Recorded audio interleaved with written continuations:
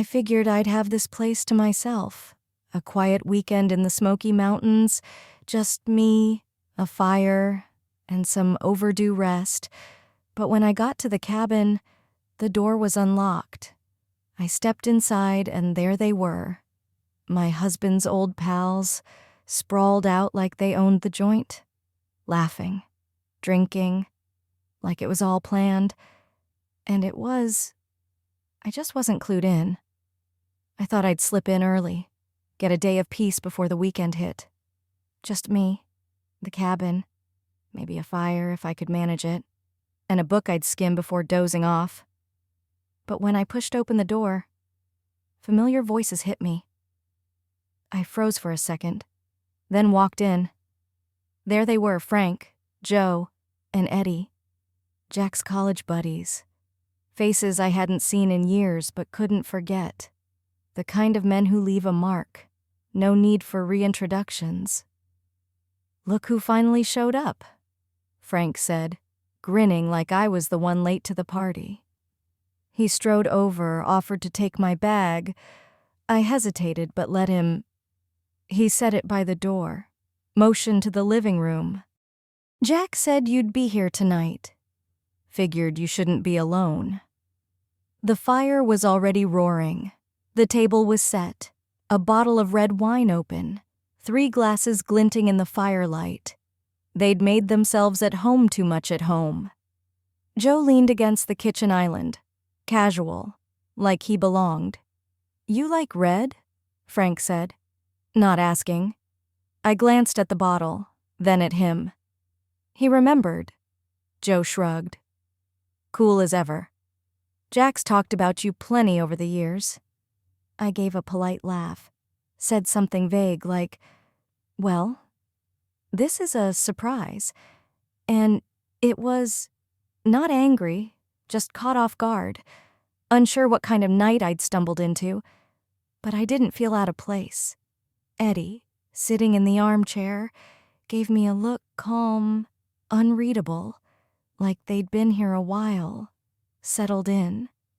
I thought about calling Jack, but didn't. I shed my coat, let the fire's warmth sink into my shoulders. It felt like I'd walked into something already in motion, a night that started without me. But I wasn't lost.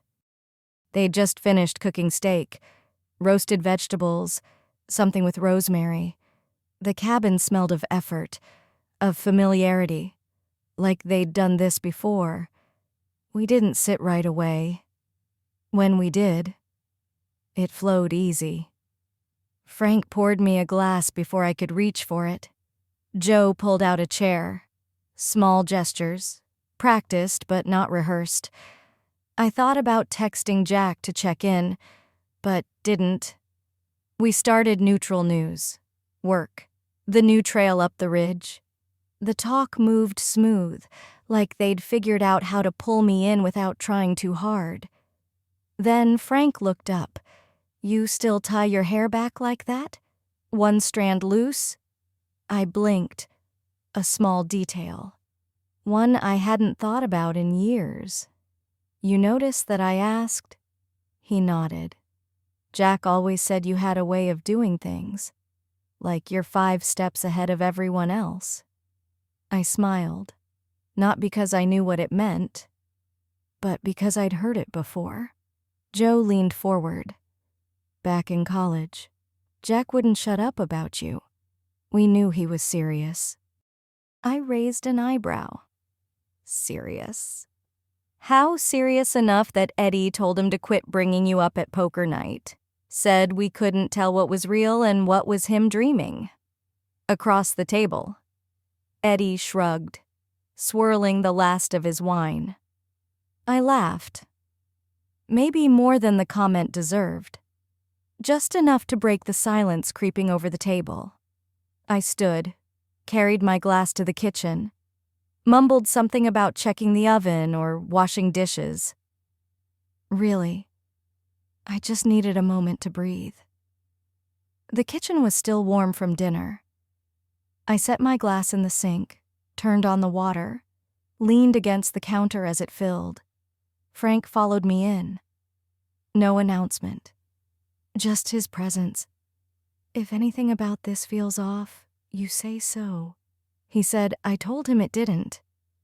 He nodded, took the glass from my hand, washed it, set it by the sink, and stepped back. For a moment, neither of us spoke. Then he said, "Jack didn't give us much warning, but I'm glad we got to catch up. It's been a while." I nodded. It had, and that was it. Nothing strange, nothing unspoken. We didn't talk much after that. Not in the kitchen, not when I stepped back to the living room. The fire had died down, its light softer, flickering shadows across the walls. I still held my glass, though I hadn't touched it since dinner. I sank into an armchair, tilted toward the fire. The others were nearby Eddie on the couch, Joe by the window. No one spoke right away, but it wasn't awkward. After a bit, Eddie said something quiet, half lost in the crackle of the fire. Joe glanced over, added, "He just means you still seem like you—" I smiled, unsure what that meant. Joe shrugged, relaxed. "You haven't changed as much as we thought." "That's a compliment, by the way." I nodded, took a small sip, focused on the fire. The room went quiet. Not heavy, not tense, just still. Like everyone was letting the night move at its own pace. Eddie asked if I remembered a spring break hike we'd all taken years ago. I did, vaguely, the memory fuzzy but warm. It sparked some back and forth between them, and I mostly listened, grateful for the distraction. The quiet moments weren't uncomfortable, but they carried weight, made you realize how long it's been since you really slowed down. At some point, I noticed I hadn't checked my phone since I got here. No texts from Jack, no missed calls. I thought about it for a second, then let it go. "I think I'll turn in early," I said, standing. Frank, just back from the hall, nodded. "Let us know if you need anything." His tone was soft, nothing but acknowledgement. I gave a small smile, glanced around. The fire, the three of them, relaxed, quiet, expecting nothing from me. I started toward the hall but stopped. Something in Frank's look steady, calm, like he knew I wasn't ready to vanish into another room. So I turned back, settled into the chair by the fire, angled slightly away, not out of discomfort but for space. I didn't want to hide. I just needed a moment to hear my own thoughts. The fire snapped softly. The room was quiet. No expectation hanging in the air. No one asked why I stayed. A minute later, Joe stood, stretched, wandered near the fire, paused by the window.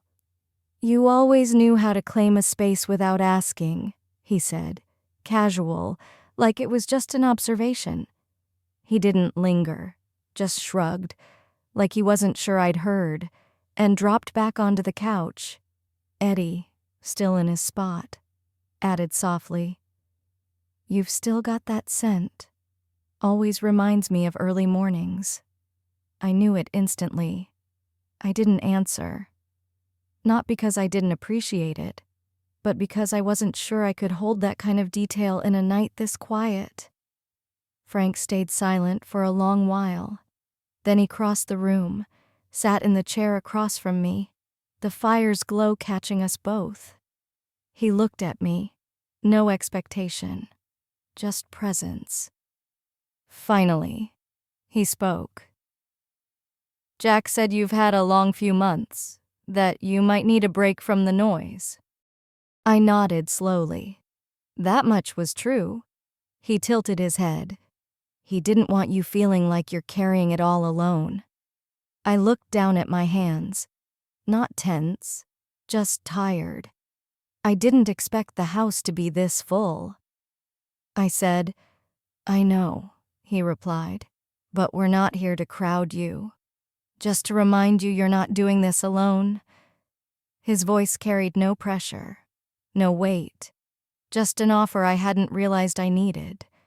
In that room, with the fire low and no one rushing to fill the silence, I let the quiet stretch. I'm not sure who moved first.